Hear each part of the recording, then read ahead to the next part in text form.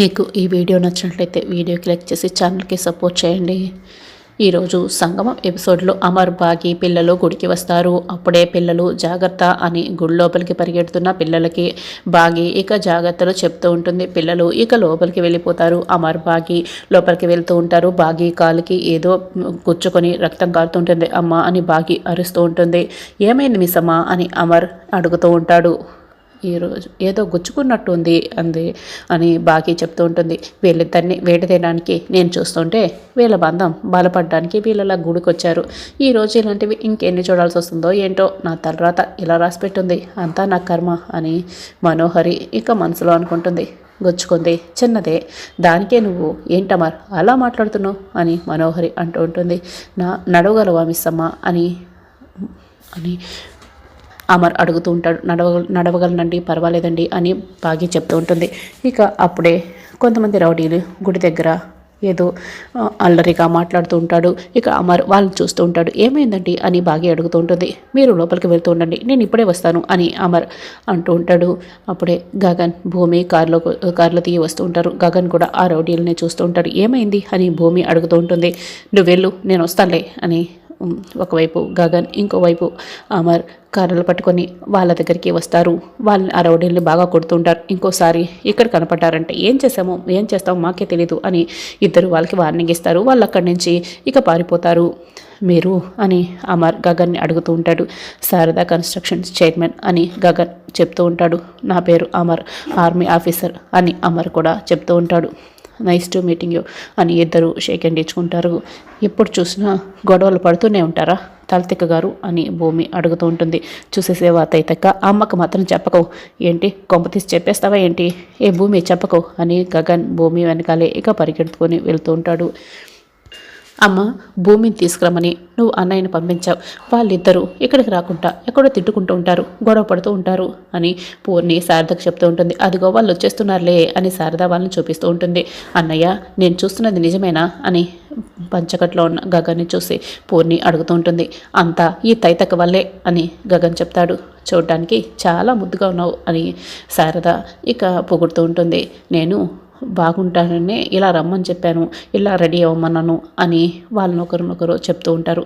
ఉండు గగన్, నీకు నా దిష్టే తగిలేటట్టుంది, దిష్టి తీస్తాను అని శారద అంటుంది. ఆంటీ నేను కూడా ఇలా చీర కట్టు ఉన్నందుకు నాకు కూడా అందరూ దిష్టి పెట్టారు కాబట్టి ఇద్దరు కలిపి దిష్టి తీయండి అని భూమి గగన్ పక్కనే నిలబడి దిష్టి తీపించుకునేదాన్ని ట్రై చేస్తూ ఉంటుంది. అలాగేనంటూ శారద ఇక దిష్టి తీస్తూ ఉంటుంది. మీకు ఎవరు దిష్టి తగలకూడదు అని దిష్టి తీస్తుంది. కోనేరు దగ్గర కాళ్ళు కనుక్కుంటారండి, మీకోసం ఎదురు చూస్తూ ఉంటాం అని శారద అంటూ ఉంటుంది. అప్పుడే పూజారి గారు మైక్లో లక్షపత్రి పూజ గురించి చెప్తూ ఉంటారు. ఆంటీ లక్షపత్రి పూజ అంటే ఏంటి అని ఇక అంజు మనోహరిని అడుగుతుంది. అది అని మనోహరి నసుగుతూ ఉంటుంది. అప్పుడే బాగి ఆ పూజ గురించి వివరిస్తూ ఉంటుంది. మిస్సమ్మ మా అమ్మలాగానే నీకు అన్నీ చాలా బాగా తెలుసు మిస్సమ్మ అని ఆనంద్ ఆకాశ్ అమ్ము పొగుడుతూ ఉంటాడు. ఆంటీ మీరు కూడా మిస్సమ్మ దగ్గర నేర్చుకోండి అని ఆనంద్ చెప్తూ ఉంటాడు. అలా ముగ్గురు పిల్లలు భాగ్య లోపలికి వెళ్తారు. ఏంటంటే మీకు ఎలివేషన్ ఇద్దామనుకున్న ప్రతిసారి మీరు మిస్సమ్మ దగ్గర ఇలా తీసిపోతున్నారు అని అంజలి చెప్తూ ఉంటుంది. అంజలి కూడా అక్కడి నుంచి వెళ్ళిపోతుంది. ఈ మిస్సమ్మ అమర్ ఇలా దగ్గర అయిపోతున్నారేంటి, మిస్సమ్మ దగ్గర నేను ఇలా దెబ్బతింటున్నానేంటి అని మనోహరి ఇక తన చేతిలో ఉన్న పూల సజ్జని విసిరికొడుతుంది. సరిగ్గా అప్పుడే భూమి గగన్ అక్కడికి వస్తారు. హలో, కొబ్బరికాయని దేవుడికి కొట్టాలి కానీ ఇలా నేలకు విసిరి కొట్టకూడదు, ఎవరికైనా తగిలుంటే ఏమై ఉంటుంది అని భూమి అరుస్తూ ఉంటుంది. ఈ అమ్మాయి ఆ శరత్ చంద్ర గారి శోభాచంద్ర కూతుర్లా ఉండే, అంటే అపూర్వకి ఎనిమి అన్నమాట అని మనోహరి ఇక మనసులో అనుకుంటుంది. హలో ఏంటి నేనే అడుగుతున్నది అని భూమి అరుస్తూ ఉంటుంది. సారీ అని మనోహరి అక్కడి నుంచి వెళ్తుంది. అదేంటి నువ్వు ఎవరితో ఒకరితో ఎప్పుడు చూసినా ఇలా గొడవ పడుతూ ఉంటావా, ఇంతమంది ఉండగా నీకే ఎందుకు కోపం వచ్చింది అని గగన్ అడుగుతూ ఉంటాడు. ఆవిడ చేసింది తప్పు, అందరిలా నేను ఉండలేను, అందుకే నేను అడిగాను అని భూమి గగన్కి ఇద్దరు గొడవ పెట్టుకుంటూ ఉంటారు. అప్పుడే శారదా పూర్ణి అక్కడికి వస్తారు. మళ్ళీ మీ గొడవ మొదలు పెట్టేశారా అని శారద అడుగుతూ ఉంటుంది. అసలు నువ్వు నన్ను డిస్టర్బ్ చేయకు అని గగన్ అంటూ ఉంటాడు. మీరు నన్ను డిస్టర్బ్ చేయొచ్చా అని భూమి ఇక చెప్తూ ఉంటుంది. నేను నిన్ను ఎప్పుడు డిస్టర్బ్ చేశాను అని గగన్ అడుగుతూ ఉంటాడు. అది మీకు చెప్పినా అర్థం కాదులే అని భూమి ఇక చాలా సిగ్గుపడుతూ గగన్ బుగ్గలపై అలా టచ్ చేసి వెళ్ళిపోతుంది. నేను తనని డిస్టర్బ్ చేయడం ఏంటి అని గగన్ అనుకుంటూ ఉంటాడు. ఏంటి గుప్తా గారు నా వెనకాల ఎందుకు పడుతున్నారు అని గుడి దగ్గరికి వచ్చిన ఆరు గుప్తా గారిని అడుగుతూ ఉంటుంది. మామూలుగా వచ్చు పౌర్ణమికే నువ్వు ఎవరో ఒకరి శరీరంలోకి ప్రవేశించి ఏదో ఒకటి చేసేస్తావు కదా.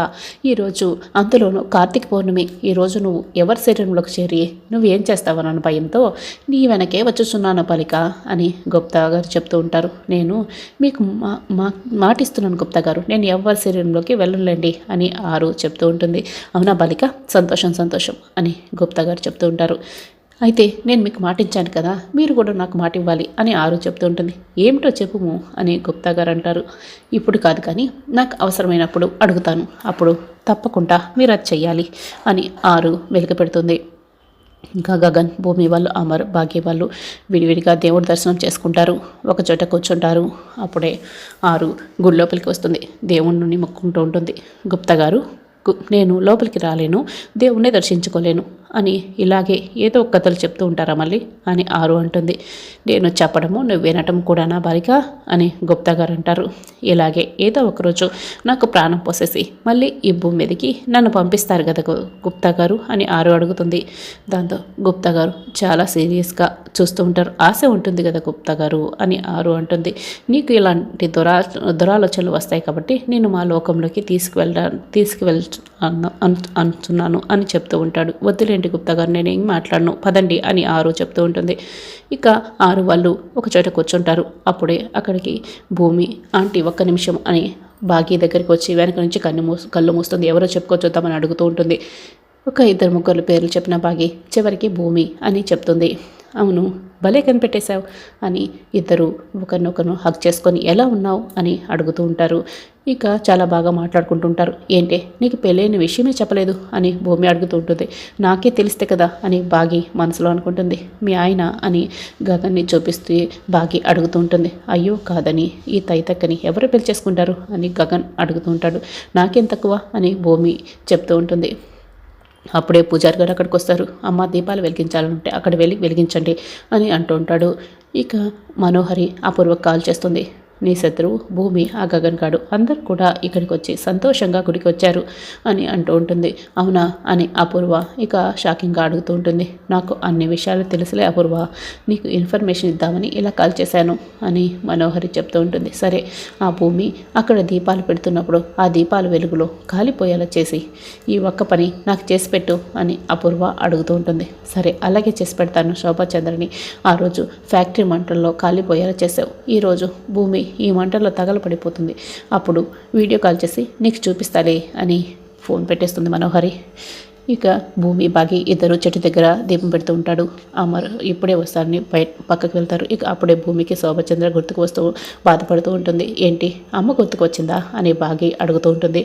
అవును, దేవుడు చాలా చెడ్డవాడు, అమ్మని ఒక్క క్షణం కూడా నేను కలిసి ఉండకుండా తీసుకువెళ్ళిపోయాడు అని భూమి చాలా బాధపడుతూ ఉంటుంది. ఆ దేవుడు నీకంతా మంచి చేస్తాడు, బాధపడకు అని బాగి ధైర్యం చెప్తుంది. అమ్మే కనుక బతికి ఉంటుంటే అమ్మతో కలిసి నేను నాట్యం చేసి ఉండేదాన్ని అని భూమి అంటుంది. అమర్ దూరం నుంచి ఇదంతా వింటూ ఉంటారు. అప్పుడే దూరం నుంచి వస్తున్న ఆరుని గమనిస్తుంటాడు. అరే అక్క కూడా గుడికి వచ్చిందా అని. ఏమండి ఇప్పుడే వస్తాను అని ఆరు దగ్గరికి వస్తుంది బాగి. అక్క మీరు కూడా గుడికి వచ్చారా, రండక్క, అక్కడ నిల్చుందే భూమి, నా ఫ్రెండ్, పరిచయం చేస్తాను అని బాగి పిలుస్తూ ఉంటుంది. మిస్ అమ్మ నేను ఇంకా దీపాలు పెట్టలేదు, తర్వాత వస్తాలే అని ఆరో ఉంటుంది. ఇంతకీ ఆ అమ్మాయి ఎందుకో బాధపడుతుందే అని ఆరో అడుగుతుంది. తను పుట్టగానే వాళ్ళమ్మ మంటల్లో కాలిపోయిందక్క, వాళ్ళమ్మ తనని ఒక్క బొమ్మలో పెట్టి విసిరి పడేసింది అని జరిగిన విషయం అంతా కూడా ఇక బాగి ఆరుకి చెప్తూ ఉంటుంది. ఈ వివరాలన్నీ కూడా భూమికి ఈ మధ్య తెలిసాయి. తనతో కలిసి నాట్యం చేయాలని తాను కోరుకుంటుంది. కానీ దేవుడు వాళ్ళమ్మని తీసుకెళ్ళిపోయాడు కదా. సరేలే, మనం ఎన్నెన్నో అనుకుంటాం, అవన్నీ జరగవు కదా. సరే అక్క, నేను దీపాలు పెడుతున్నాను, నువ్వు కూడా పెట్టేసిన తర్వాత రా అక్క అని భాగ్య అక్కడి నుంచి వెళ్తుంది. ఇక భూమిని చూస్తూ ఆరు ఆలోచిస్తుంటుంది. ఏమిటి భాగ్య ఇచ్చటి ఏం చేయించుంటివి అని గుప్తా గారు అడుగుతూ ఉంటారు. గుప్తా గారు, నేను ఎవరి శరీరంలోకి ఈరోజు ప్రవేశించనని మీకు మాట ఇచ్చాను కదా, కాబట్టి అప్పుడు మీరు నాకు మాటించారు, అది నేను అడుగుతాను, తీరుస్తారా అని ఆరు అడుగుతుంటుంది. ఇది నా గురించి నేను కోరుకోను గుప్తా గారు, మీరు నాకు మాటిస్తేనే చెప్తాను అని ఆరు చెప్తుంది. చిన్న చిన్న కోరికలే కదా, తీరిస్తే సరిపోతుంది అని గుప్తా గారు ఏమిటో అడుగుము అని చెప్తాడు. భూమి వాళ్ళ ఉంది కదా, ఈరోజు భూమి వాళ్ళ మరి ఈ భూలోకంకి రప్పించండి అని ఆరు అంటాడు. ఆరు చెప్తుంది. ఇక గుప్తా గారు షాక్ అయ్యి అలాగే చూస్తుంటారు. స్వర్గంలో ఉన్న ఆ తల్లిని ఇప్పుడు భూలోకంలో రప్పించుటగా, ఇలా చేస్తే ఆ బాలిక బాధపడుతుంది, ఆ తల్లి కూడా బాధపడుతుంది, ఇది నేను చేయను బాలిక అని గుప్తా గారు అంటారు. మీరు నాకు మాటిచ్చారు, అలా వాళ్ళేమీ బాధపడరు, ముందు నా మాటని తీర్చండి అని ఆరు చెప్తూ ఉంటుంది. సరే, నువ్వు ఆ బాలిక బాధని ఎలా తీరుస్తావు? నేనైతే ఆ బాలికని రప్పిస్తాను, నేను చూస్తాను అని గుప్తా గారు చెప్తూ ఉంటారు. అప్పుడే శోభచంద్ర ఒక చెట్టు దగ్గర ప్రత్యక్షమవుతుంది. నేను ఈ భూమి మీదకి ఎలా వచ్చాను అని చుట్టూ చూస్తూ ఉంటుంది. అప్పుడే ఆరు అక్కడికి వస్తుంది. నమస్కారం అండి, నా పేరు అరుంధతి అని పరిచయం చేసుకుంటుంటుంది. నేను నీకు కనిపిస్తున్నానా? అదేంటి, ఎలా సాధ్యం అని శోభచంద్ర ఇక షాక్ అయి అడుగుతూ ఉంటుంది. ఎందుకంటే ఈ బాలిక కూడా నీలాగే ఆత్మ కాబట్టి అని గుప్తా గారు అక్కడికి వస్తారు. ఈయన విచిత్రగుప్తుల వారు అని ఆరు పరిచయం చేస్తుంది. ఈయనే నిన్ను ఇక్కడికి రప్పించారు అని ఆరు చెప్తుంటుంది. ఎందుకు అని శోభాచంద్ర అడుగుతూ ఉంటుంది. ఎందుకు అంటే మిమ్మల్ని సంతోషపెట్టడానికి అని ఆరు చెప్తుంది. అంటే అంటే నా సంతోషం అని నా కూతుర్ని నాకు చూపిస్తారా అని శోభాచంద్ర అడుగుతూ ఉంటుంది. చూసారా గుప్తా గారు, సంతోషం అనగానే కూతురే గుర్తుకు వచ్చింది, ఇన్ని సంవత్సరాలైనా కూడా ఈవిడికి అని ఆరు చెప్తూ ఉంటుంది. అదిగోండి అక్కడ నిల్చున్న వారిలో మీ కూతురు ఉంది, ఎవరో కనిపెట్టండి అని ఆరు చూపిస్తుంది. అక్కడున్న భూమి తన కూతురు అని తెలుసుకున్న శోభాచంద్ర పరిగెత్తుకొని అమ్మ భూమి అని భూమి ముందు నిల్చొని తాకడానికి ఇక ట్రై చేస్తూ ఉంటుంది. అయితే శోభాచంద్ర ఆత్మ కావడంతో తాకలేకపోతూ ఉంటుంది. అప్పుడే గుప్తా గారు ఇదంతా చూస్తూ, చెప్పాను కదా బాలిక, నువ్వు ఆ తల్లి బాధని తీర్చలేవు, పెంచదు అని ఇదే అది అని గుప్తా గారు చెప్తూ ఉంటారు. అప్పుడే శోభచంద్ర ఇక బాగా ఏడుస్తూ వెనక్కి వచ్చేస్తూ ఉంటుంది. ఇక మనోహరి ఏంటి ఈ బాచికడు ఇంకా రాలేదు అని గుళ్ళో ఒక దగ్గర ఎదురు చూస్తూ ఉంటుంది. అప్పుడే బాబ్జీ ఒక 2 నూనె బాటిల్ లాంటివి తీసుకొని, ఇదిగోండి మేడం, మీరు అడిగినట్టు తీసుకొచ్చేసాను అని మనోహరి చేతిలో పెట్టేస్తాడు. మేడం, ఎందుకు మేడం వీటిని తీసుకురమ్మన్నారు అని అడుగుతూ ఉంటాడు. ఇవి ఎలా పనిచేస్తాయి అని మనోహరి అడుగుతుంది. మేడం, ఇది ఆయిల్ లాగానే ఉంటుంది, దీంతో ఒక్క నిప్పురవ తగిలినా కూడా మనిషి కాలి బూడిదైపోతాడు, అంత డేంజర్ మేడం ఇది అని చెప్తూ ఉంటాడు. నా మిత్రురాలు తన శత్రువు ప్రాణం తీయమని చెప్పింది, దాంతోపాటే ఈ భాగ్య ప్రాణాలు, ఇద్దరు ప్రాణాలు కూడా తీసేస్తాను, అందుకే వీటిని తీసుకురమ్మన్నాను అని మనోహరి అంటుంది. ఈరోజు భూమి భాగ్య ప్రాణాలు తీసేస్తాను అని మనోహరి అంటూ ఉంటుంది. మేడం, గుళ్ళో ఇలాంటి పనుల అని బాబ్జీ వద్దని చెప్తూ ఉంటాడు. నాకు అదంతా అవసరం లేదు, నాకు ప్రాణాలు పోవటమే కావాలి అని మనోహరి వెళ్ళిపోతుంది. కడలే గుళ్ళో ఇలా సహకరించడం తప్పే, కానీ నేను బతకడం కోసం ఇలా ప్రాణాలు తీయడానికి సహకరిస్తున్నాను, నన్ను క్షమించు దేవుడా అని బాబ్జీ అనుకుంటాడు.